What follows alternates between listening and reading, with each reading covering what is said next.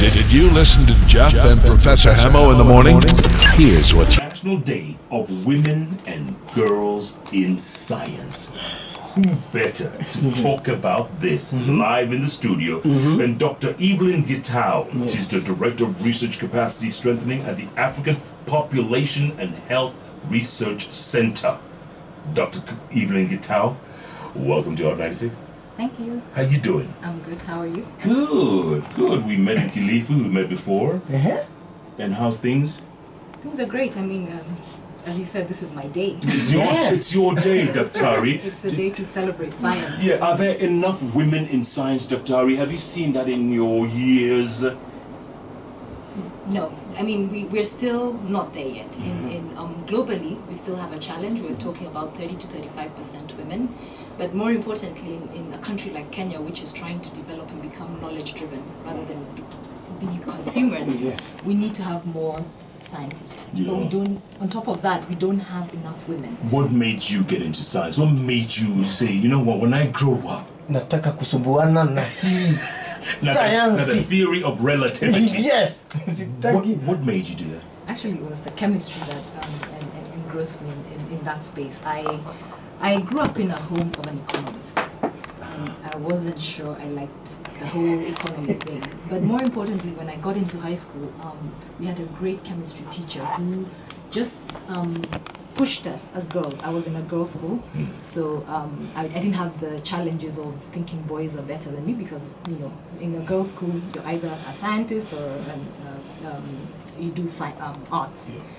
And the chemistry teacher really pushed us. She was a woman, number one, which wasn't common at the time.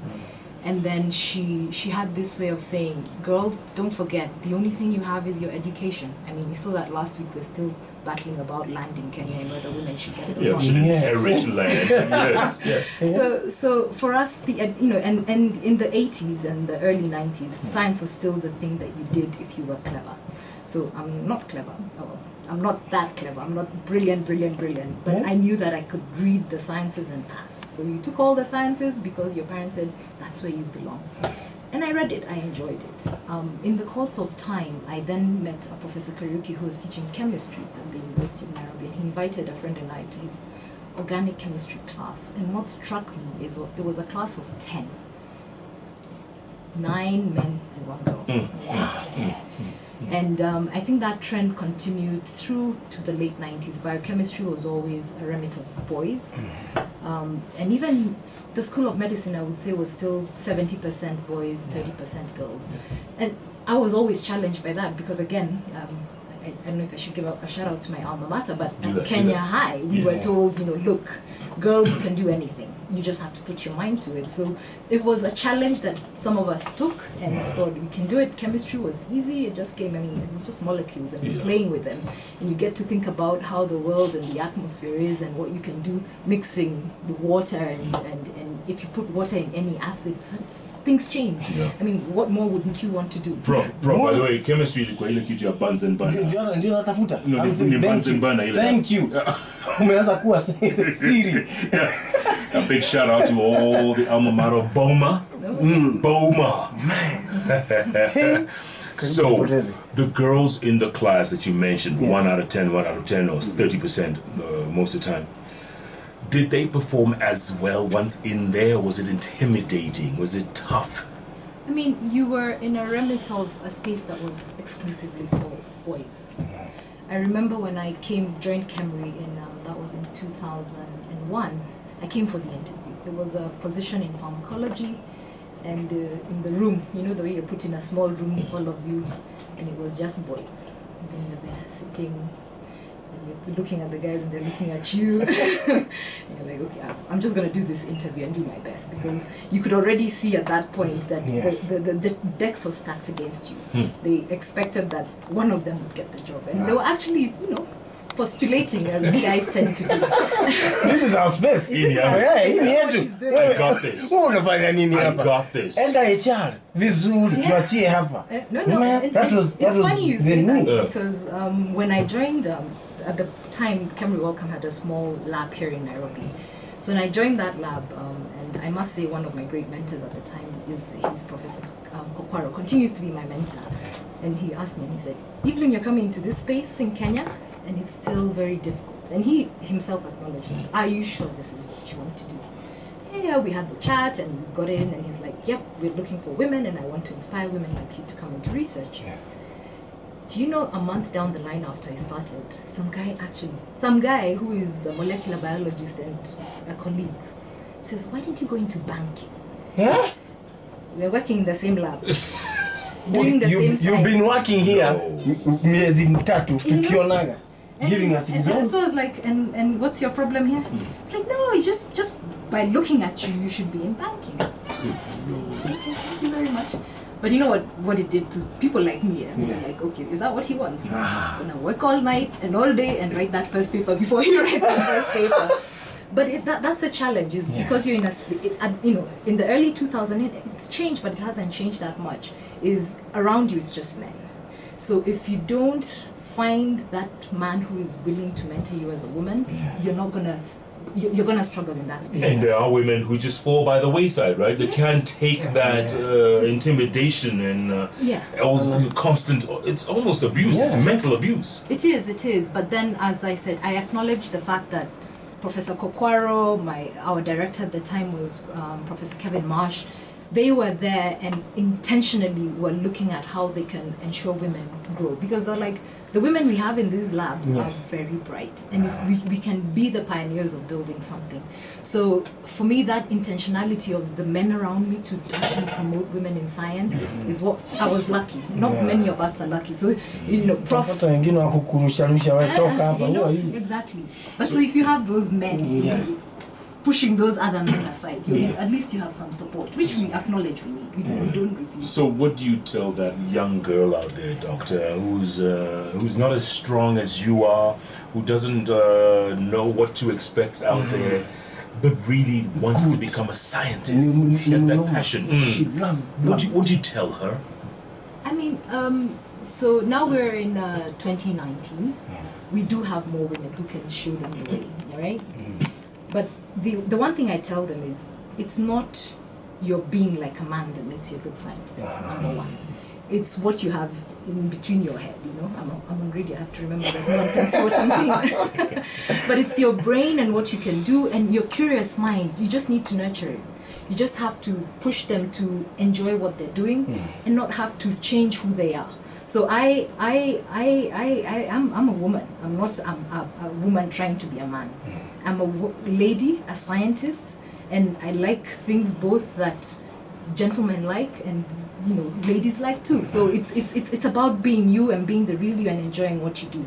If being an accountant is what matters to you, then go ahead and do that. And that noise, it's in all fields. Oh yes. Yeah. So we shouldn't say that women are finding it easier in other fields. In STEM, of course, it's because you don't see as many women like you that you can't really look at them and say, I can do this. But the fact is, in any career you choose, if you listen to the noise around you, whether you're a boy or a girl, you're always going to fall on the wayside. If you had a daughter, which I do. Oh, wonderful. Okay, how old is she? She's 8, turning 9 in a couple of weeks. Fantastic. So, girls being smart as they are, Yes. she obviously knows or may know what she wants to be when she grows up. What did she tell you? Well, she... In what way? What she wants to be when she grows up. What does she want to be? She's good in science, but she's in a different space, and this is another challenge we have right now: the social media space where girls are portrayed as the social media queens. That's Slay what they want to be, the slay queens. Yeah. So she's very good at science. She wants to be a teacher. She loves teaching others, even at the age that she is. And of course, she's concerned about, and this is why I worry, she's concerned about the fact that if she pursues the science that she's very good at, she may not be portrayed as that social media girl. So it's that thing of, we need to get out more and tell them, this is not what we need to be. We need to have, like, I'm sure my executive director, she's busy tweeting right now. She's a great social media person. You know, she's bright, she's great, and the fact is, women like that need to come out a bit more. We need to show up and show people that we have the brains, we can talk policy, we can talk science, and actually we can be glamorous. At the tender age of 8, akona hiyo pressure tayari. No, it's there. It's there. Goodness. And is it changing? The things really good. Are the numbers changing? Is there any hope? Well, the numbers are still, they're still constant. And as I said, 30% has been constant for the last 10 years. Wow. However, what's different is you have more senior women. So more are surviving to become senior. So you have, a better picture. You have more people who can mentor you. Yes. You have more people you can look up to and say, hey, I want to be like her when I grow up. When we were at that stage, there were very few women. We counted Wangari Maathai. And then you stopped a bit because you couldn't actually think about other researchers within Kenya who are actually doing something worth. And when you look around the world, is it the same in the world of science? It is actually. This gender issue is not, I would say, exclusive to Africa. But of course the challenge is if 60% of our population already in terms of society are being disadvantaged into getting into science like in Africa, the impact is larger. But across the board, 30% of women are the only ones who are making it in science. Whereas, it's still a male-dominated industry. However, it's changing because it's not paid as well as it should. You have fewer men staying in the field now. So this is now the issue around societies. Now you see more women remaining in science because it's a less paid job. The irony of it all. So why should there be an international day set out for women and girls in science, Doctor? We have to advocate for it. We have to push girls to see that it's okay. I reflect on 5 years ago. I was judging some high school students at the coast in Mombasa, and a girl came up to me and said, and she was from Kilifi. She was 12 and she'd been told that she loves science, but she cannot be a scientist. And the reason being, the society will look at her more like a woman who can't get married, number one, spend too much time in the lab. And then there was the issue around, and scientists are not Christians. Yeah? And I was like, how are we socializing our girls? This is a 12-year-old who came up to me and said, so does that mean you don't believe in God? I said, that shouldn't be the question you should be asking. Science ni uganga. Uganga fulani, Exactly. And we in Kilifi we go to children. We want to understand the diseases, so you take blood.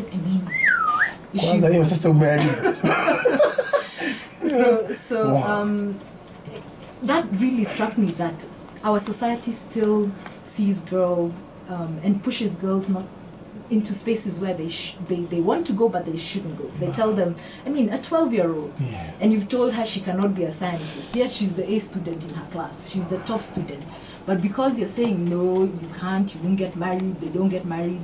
I looked at her and I told her, number one, I'm married with 2 children and I'm a Christian. I've been challenged by many people saying, you're not, you shouldn't believe in God. That's a different conversation. But science, and unless education has changed, we learn many things, evolution, etc. We learn how to be critical about things around us. And that's why I really think girls should be pushed, because many of the issues in society, being violence, and all these things, it's because we haven't empowered women.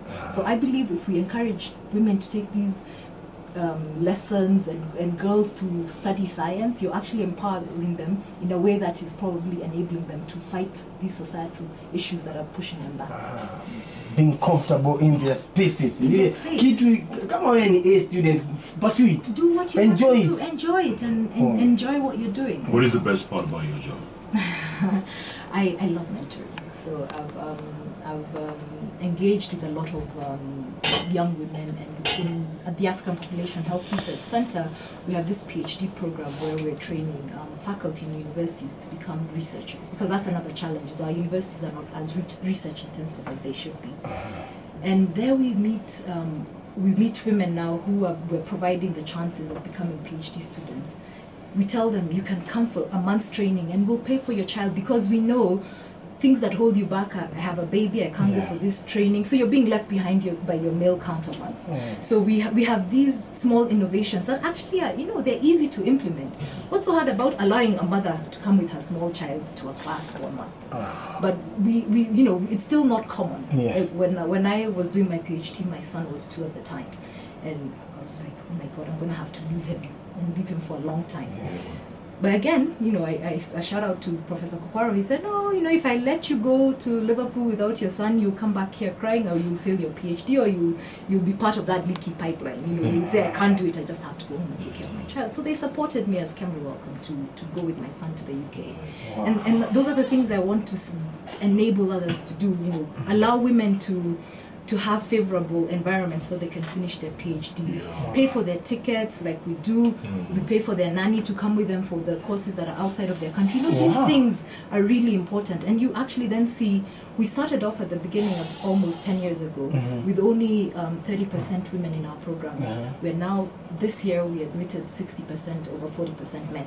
And it's just being intentional about how you support women. Absolutely. Prof, when you got your PhD, were there any women in the... No. In fact, I was the only one in my class.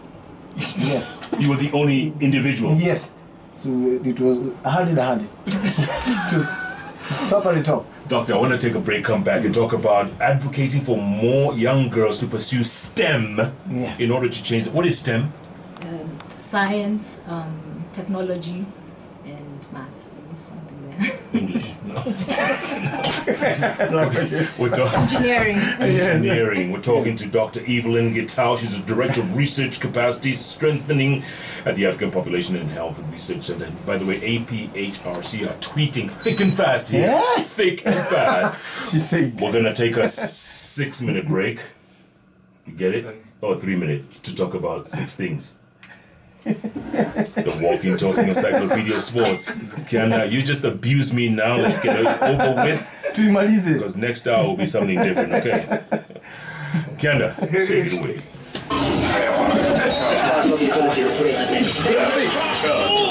Dr. Gitau went to Liverpool to get a PhD. Are you a Liverpool fan? Oh, yes. Oh. So you never walk alone? Never walk alone. Last night did not go as we planned. Chelsea were paid. Thank you. You're going to goal difference, eh? I'm not going to hear goal difference. Man. Very proud. Very proud. It's all good. It's all good. Anyway, hii maneno tutaongea 9:40. It's very important that we look at the Kenya Premier League match that are going to be played at the entire continent. Within a day. 3 million views in 3 days. My goodness, 1 million a day. Literally. It's 1 million a day. Wow. Tetema is taking Tanzania by storm. Not everyone. Tetema. Everywhere. Something else that's taking you by storm, real quick. Yes. Safaricom call. She is here to celebrate International Day of Women and Girls in Science because she is a walking, talking example of a scientist and who loves her job. If you weren't doing this, Dr. what would you be doing if you weren't doing what you do? When I lived in the States, I did a stint in ambulances. And I had this vision of coming back and setting up emergency systems in Kenya that would, ambulance, you're feeling sick, you can call an ambulance and afford it, and people. I really thought that's what I was going to do. I still love it. I mean, I was fully trained in the ambulance, in snow, picking up old ladies who are broken hips and everything. And I still hope we have that future in my lifetime in Kenya. Although it's, the fact that the public health system is what it is today, imagining ambulances picking up people left, right and center and people affording it is a bit difficult. But I still, again, within STEM, I think if we empowered people to think innovatively, to think outside the box, we can solve our huge and what the government seem to think is a huge problem of public health, and just getting it right. Because we really, really need to get that right. We need to implement some policies that have been put in place so that we can just have a public health system that serves people. You know what, Doctor? If one county got that right, what you say? Just one. It takes one county. Yes. Because we are very good at aping or cutting and pasting. Yes. So if one county got that right, That would be the game changer. Just one. Ambulance system, go pick up, press a number, dial a number. You're there in minutes. You get the person. Either you treat them there or take them to the nearest center. Unafikisha unapata wamegoma. Hiyo tu ndio shida yetu. That is the only problem. And here's the worst part, doctor. This is the part I hate the most, and I pray to God every day that I'm never involved in an accident. Because in an accident is where they kill you. Yes. It's not the accident that will kill you. Vile wanakuhandle. It's the time it it's takes. those Yes. people trying to pull you out of the car. Yes.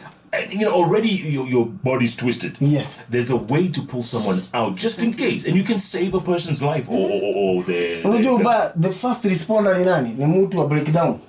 Hata wacha breakdown. Ule wa mandazi. Yes, ni mtu alikuwa anapita tu, akaona kamenuka, akakuja akikunyang'anya simu akutoe. Ni ile tu anajiuliza, nikuache kweli acha nikutoe ndio kama kiatu iko niende. That is it. Shame. It's not that you are kuoko. Doctor, we digress. Pole. We Our digress. digression, we are back. Yes. Going forward. By the way, are there any events planned for this day? Any International Day for Women in Science? I mean, there are quite a few events. On Friday, we had schools from informal settlements in Kenya where we do a lot of our research in Nairobi. And we had a couple of girls' schools, and they came and put up posters and talked about the kind of research that they do. We work intentionally to support women in Viwandani and Korogosho. And the girls there are embracing STEM, and we're seeing them actually thriving in these areas of STEM. So, you know, we're going to see a few researchers coming out of here. But what I like is that it helps them think through the issues and think through how they can make themselves better within what they have in informal settlements. Because the solutions are there. You know, sanitation, you know, we talk about sanitation and sewerage. We don't need sewers. We need non-sewer systems in Kenya. But our government is a bit slow to embrace some of these things that we talk about in terms of research. We show them the research says that it's too expensive to build new sewers, but there are many systems that can work without sewerage systems. But no. Another story for another day. But this is what our research shows us. This is what we look at. We go looking for new ways of doing things, of implementing things. We do policy research at APHRC, which is, you know, looking at some policies that were put in place that are really good and have shown that they could work. And we give you the evidence. We say, look, unsafe abortion is killing a lot of girls. And we need to do something about it. And these are the interventions. We're not saying one way or the other. All we're saying is we've got to stop unsafe abortion. And then there are ways that you can do that. In the 21st century, In the 21st especially. century. Is it frustrating to come up with this research? Ungangane alafu serikali cheki. Umepatia mtu wa arts amelala hata haelewi kwanza hiyo karatasi umeleta. What policymakers say is that we don't bring them to the table as we start. So it is our responsibility as researchers to get out there, to, as uncomfortable as we find it, to come to radio stations like this and talk about science and talk about the things science can do, which is, it's not our nature as a scientist. As a chemist like I am, I want to be in the lab. I really don't want to come out and chat here. We have Times to, have changed. We have to be out there. Demystify. Yeah, we do have to demystify science, and we also have to show the relevance of our science, which is really, really important. Yeah. All this is rocket science to me. The only thing unakumbuka ni titrate. Ukiweka rangi zote zilikuwa the same. Kuna mtu anacheza. He says, chemistry is boys thing. I get goosebumps when he thinks about chemistry. Mwabani. During titration, everything turned colorful. That's all I remember. Well done, Dr. Wow. And as I mentioned, my daughter, I was telling you she's into fashion. So I keep telling her, you know, everything is science. If you want to get the right purple on your fabric, it's all chemistry. If you want to get leather to be as soft as you want it to be, it's all chemistry or physics. You know, science is behind everything. We were chatting over the break, and I was talking about actuarial scientists and modeling. Modelers own the world. They're the ones who told us that if we don't put enough bed nets on the continent, we're not going to curb malaria. But we did. They tell us, you know, that if we don't stop one polio outbreak, or God forbid, stop Americans from coming to Kenya because they don't vaccinate their children anymore, we're going to have a big problem again. This is all science. This is all STEM. This is how we need to ensure that we have more scientists who can model, who can tell us how the financial outlook is going to look like. It's all STEM-based.